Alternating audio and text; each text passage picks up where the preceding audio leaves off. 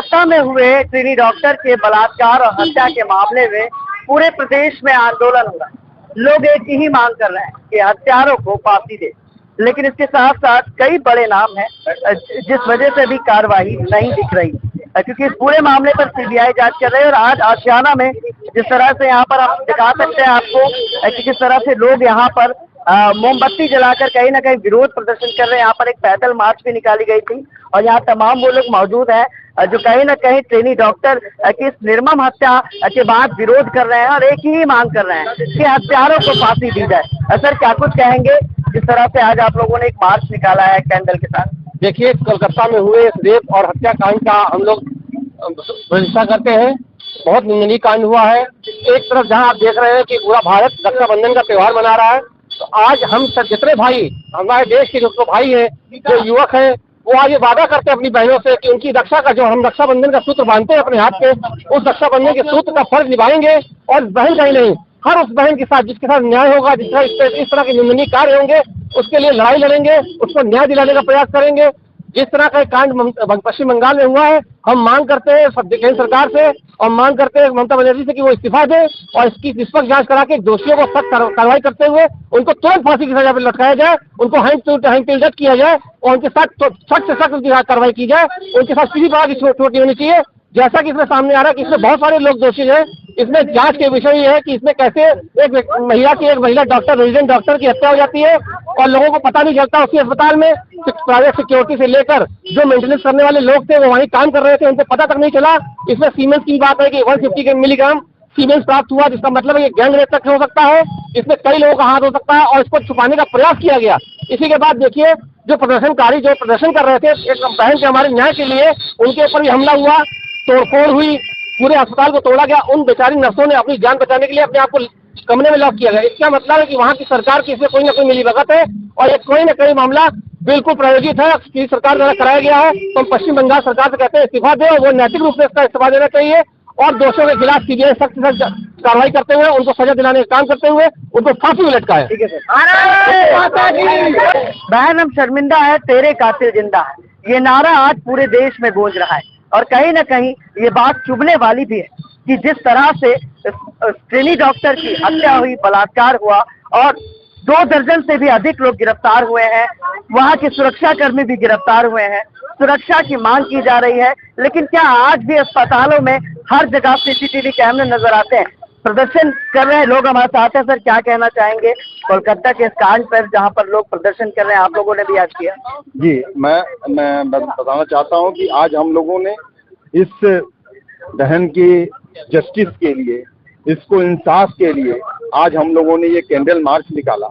जिस तरह से बंगाल में आज जो है मानवता का हनन किया जा रहा है, जिस प्रकार से उस बहन को, जिसको कि आज जो है मौत के घाट उतार दिया गया, उसका निर्मम तरीके से रेप किया गया, लेकिन इसमें जरूर कुछ न कुछ ममता जी छुपा रही हैं। मैं चाहता हूं कि सीबीआई जांच हो रही है।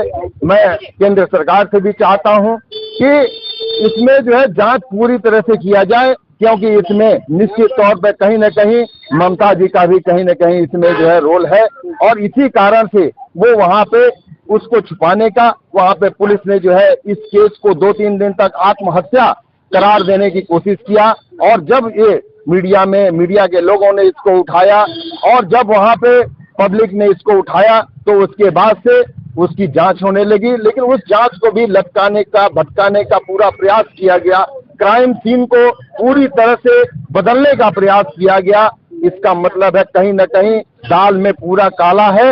इसको निश्चित तौर पे सीबीआई को जांच करनी चाहिए और इसके जो भी हत्यारे हैं, उस बहन के जो भी हत्यारे हैं, उनको फांसी पर लटकाइए और एक जिस तरह से दिल्ली में निर्भया कांड हुआ था, उसी तरह का ये निर्भया कांड है और इसके हत्यारों को स्पीडली, मैं चाहता हूं कि जल्द से जल्द उनके ऊपर कार्रवाई हो और उनको जो है जल्द से जल्द जो है फांसी पर लटकाया जाए और जो है उस बहन को इंसाफ दिलाया जाए। देखिए, महिलाएं भी यहाँ पर खड़ी हुई हैं, तमाम वो महिलाएं हैं क्योंकि कहीं ना कहीं ये जो दर्द है वो आज हर चेहरे पर देखने को मिल रहा है। मतलब क्या कहना चाहेंगे जिस तरह से इस कांड पर आज आप लोग कैंडल मार्च निकाले? बहुत दुखद बात है और हमारी जो आज आगे चल करके डॉक्टर बनती, कितने सालों की मेहनत, उनकी जो जीवन देती है हर एक को, उनके साथ इस तरीके से होता है, तो मुझे नहीं लगता कि कोई और सुरक्षित है।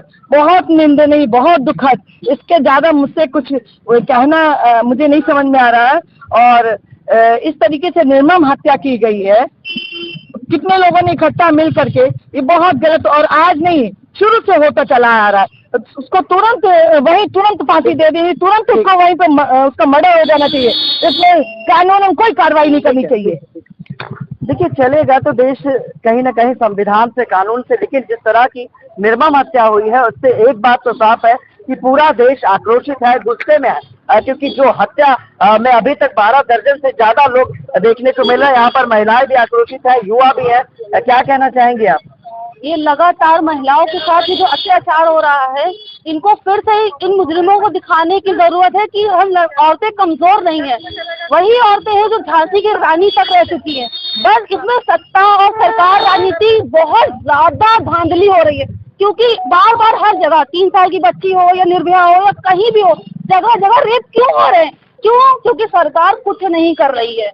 सजा तुरंत सजा दीजिए, पकड़िए, क्या तो इतनी पुलिस क्राइम ब्रांच क्या क्या बनी है, लेकिन सत्ता हाथ पे हाथ धर के बैठी हुई है। इसलिए इस देश की लड़कियां, महिलाएं कोई सुरक्षित नहीं। क्यों? क्योंकि कुछ नहीं कर रहे सरकार।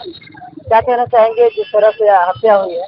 बड़े दुख की खबर है पहली बात तो, और फिर इसके बाद जो बहन ने लोगों की जान बचाने के लिए कार्य कर रही थी, उनकी जान ले ली दरिंदों ने, वो बड़े ही दुख की बात है। हम सभी लोग चाहते हैं कि ऐसे दरिंदों को फांसी की सजा सरकार द्वारा दी जाए और ऐसे लोगों को रोड पर ही काटा जाए। रिपोर्ट आई है, शायद उसको पब्लिकली हम लोग बयां भी नहीं कर सकते इस दर्दनाक स्थिति को। उसके बाद बंगाल में क्या हो रहा है ये पूरे विश्व से छुपा नहीं है, और ये जो कुछ भी हो रहा है दर्दनाक ही नहीं, बहुत असहनीय होता जा रहा है। देखना है कि कोलकाता में से जगह अपराध हुआ है, लेकिन क्या लगता है अखबार उठाते तो रोज कहीं ना कहीं रेल की खबर मिलती है, नहीं मिलती है? देखिए, ये तो आम घटना होती चली जा रही है, इस पर अंकुश कैसे लगेगा आम आदमी की समझ में नहीं आ रहा है। लेकिन कहीं ना कहीं हम लोग भी जिम्मेदार हैं कि समाज पतन की स्थिति पर जा रहा है, और इसमें किसी एक वर्ग को हम नहीं कह सकते, लेकिन हर वर्ग का ये नियम है, धर्म है कि अपनी बहन बेटियों को तो कम से कम सुरक्षित किया जाए।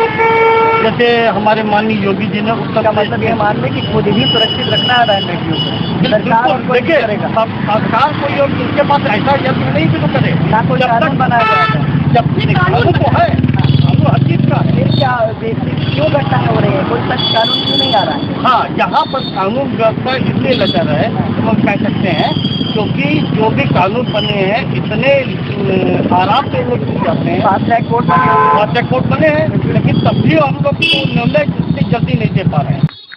देखिए, क्या अपनी बेटी या बहन को बाहर पढ़ने भेज सकता है इस घटना के बाद कोई?